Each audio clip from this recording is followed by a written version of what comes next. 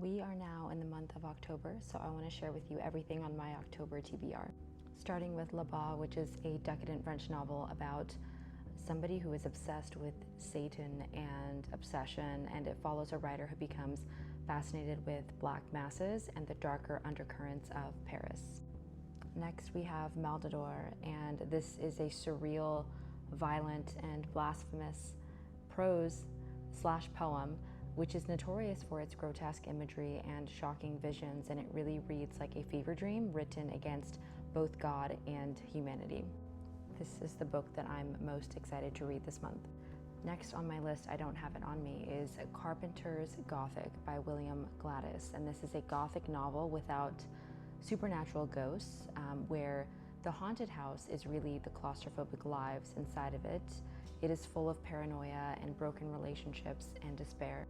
Next on my list, which I also do not have yet, is Eroticism by George Bataille. This is a philosophical and provocative book which examines the link between sex and death and the sacred, and it really shows how transgression pushes up against the boundaries of life itself.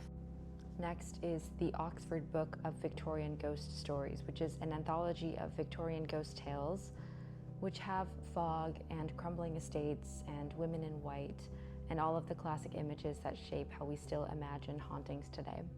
Sequentially, I have the Oxford Book of Gothic Tales, which is a wide-ranging collection of Gothic short stories, moving from ruined castles to psychological horror that really showcases the full scope of Gothic tradition.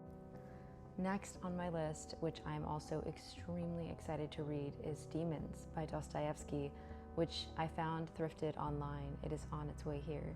But this is Dostoevsky's novel about political extremism and the chaos that it unleashes, where ideology and fantasticism really infect an entire town and morality unravels into violence.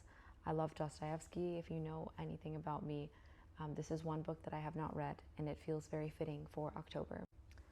Ghosts and Ghost Stories by Edith Wharton, which are elegant and chilling tales where the supernatural is a lot more quiet and unsettling and often tied to memory and grief and loneliness.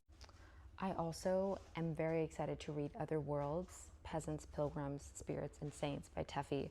These are stories that are rooted in Russian folklore and spirituality, and they mix humor and mysticism and the everyday pleasant life, and it's intertwined with saints and spirits that slip into the ordinary.